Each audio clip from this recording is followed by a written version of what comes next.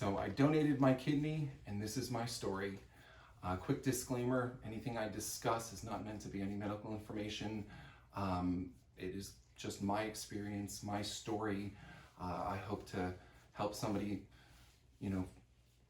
answer some of their questions they may have, make their decision a little bit easier, looking to potentially inspire other people to do similar things, or just maybe make you laugh. So who am I? I'm just a regular guy. I've got, a lot of things in my life I wish I did better.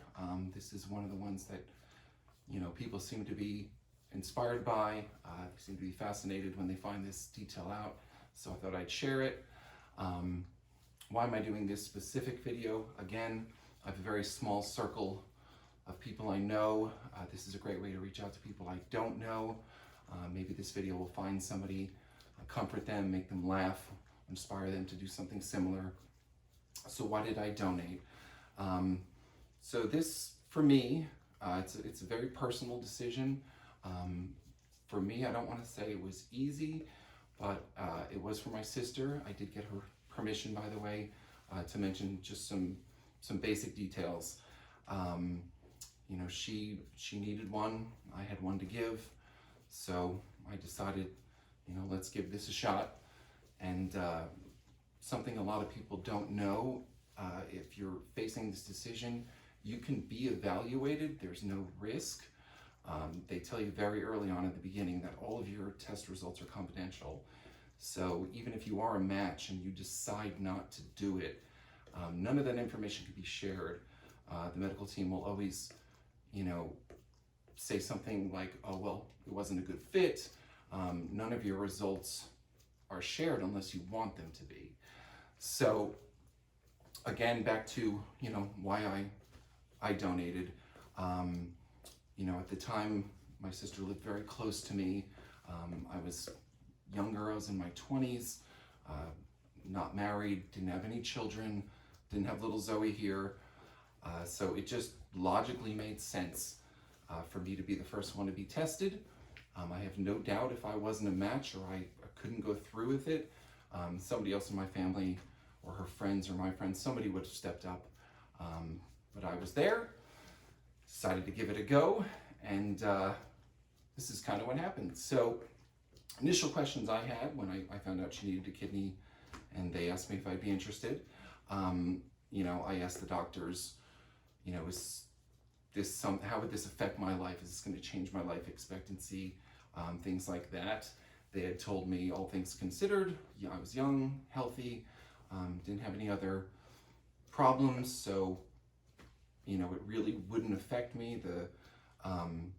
The risk was low for me, and a couple of things I would have to watch out for later in life, just making sure my kidney function is good. Couldn't play contact sports, which is pretty hysterical if you know me, because I'm not that athletic. So the testing process. The first thing for me, they just wanted to do a quick blood test. To keep things really simple, they just drew some blood from me and from her, and they basically are looking for certain markers, just things to see whether or not you're compatible. I don't remember if it was a 5 or 6 type thing they were looking for. All I know is very shortly after that test, I had gotten a call from the transplant coordinator, and she said, basically we were a 5 out of 5 or a 6 out of 6, whatever they were looking for at the time. It was about the best result you could have at that beginning stage. So I thought, all right, let's take it to the next step. Over the next couple of weeks and months, they kind of put you through a battery of tests. Really, their intent is just to make sure that you as a donor are healthy enough to go through with the surgery. There are risks with any surgery, things like infection or allergies, blood clots, things like that. They're all just risks anytime you get a surgery. But again, they told me my risks were pretty low. So they put me through a battery of tests just to make sure I was healthy enough to donate. None of the tests really hurt or were invasive. Quick funny story, one of the last tests they did was an ultrasound. That's when you see on TV or in movies when they put the jelly usually on a pregnant woman's body, and they rub the camera and they're basically looking inside to get a picture of the baby. And so I'm laying down on the bed, and the technician next to me is putting the jelly on, and he's about to run the camera, and I just am curious. So I said, what are you looking for? What are you checking for? And he said, well, we're actually looking to make sure you have 2 kidneys. A lot of people are only born with one and never know it, which made me laugh instantly, because I just thought, well, shouldn't this have been the first test you did? And maybe they do that earlier now, I don't know, maybe that was unique to me, but it just made me laugh. So after all the testing, I got, another call that was about as good of a match as you could be for somebody, and so I said, let's do it. So the next step was the actual surgery. To be completely honest, it's a scary process. I was pretty nervous, not just for myself, but for my sister. It's very scary, but the staff at the hospital, they really do go out of their way to make you comfortable. So the process itself is, I had to show up at the hospital really early. I had to put on one of those really flattering hospital gowns. They started running an IV for me, gave me a little something to help with the nerves. And then when the surgical staff was ready, they wheeled me in. The anesthesiologist kind of put a little oxygen mask on my face and just told me to count down from whether it was 20 or 50, I don't remember. All I remember is I got a couple of numbers into it, and then nothing. Sorry, sweetie. Come here. I woke up a number of hours later in a completely different room. I was, very confused. My mother at the time, said the first thing I said when I woke up was, how's Jill? Is she okay? And then the second thing I said is, ow, this really hurts. But to be honest, I'm kind of a big baby, so, it really wasn't that bad. And the hospital, again, was out of their way to make you comfortable. So, they did everything they could to help with the pain. The next steps after that, very quickly, they try to get you out of bed. So I think it was that first day, they tried to get me out of bed into a chair. Then they tried to get you to start walking around. I'm not exactly a small guy. I'm over 6 feet tall and 200-ish pounds, so they actually had to put a harness on me so they could help me up, and probably more importantly, in case I went down, somebody could, make sure they got me. So a lot of thanks to that staff, for putting up with me. But the amazing thing is how quickly you actually recover. A lot of people don't know this, but the recovery process for the donor, for me, was pretty quick. I was only in the hospital for maybe 3 days. They want to get you up and moving in and out as quickly as possible. It's really important that you start moving, get the blood flowing. So after about 3 days, I went home, and then I spent a couple of weeks just recovering at home. I had a job that allowed me to take the time off, which was great. I had family close by. They came by and helped me out. The hardest thing initially is moving around. The incision I had is right below the belt line, so any sort of movement here, getting up out of bed, things like that, it was just more difficult. It hurt a little bit. So that process actually went a lot quicker than I anticipated.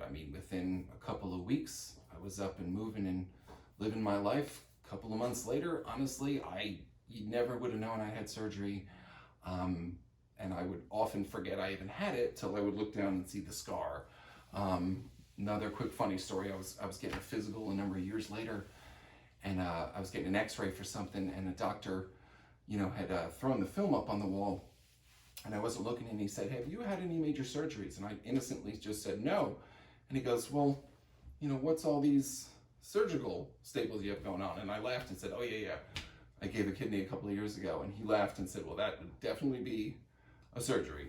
So anyway, final thoughts on this. It's now been, I believe, 15 years. We're both thankfully doing very well. I've had no issues in my life or health because of the surgery. I've been told the rest of my life should be normal. Again, certain things I have to watch out for. Just yearly get my kidney levels checked. Not really supposed to play any heavy contact sports. Don't really plan on it. And honestly, the recipient, my sister, she's the one that has to do all the work. You know, she has the donated kidney. She has to make sure, you know, she's healthy and go through a lot more than me. So final thoughts on this. If you're facing a decision like this, it's your life, it's your decision, it's a very personal decision. Whatever you choose to do, it's ultimately something you need to be comfortable with. If this video helped inspire you or help you, that's really my goal. If it made you laugh or smile, there's other things you can do. If you're interested in donating, you don't need to donate a kidney.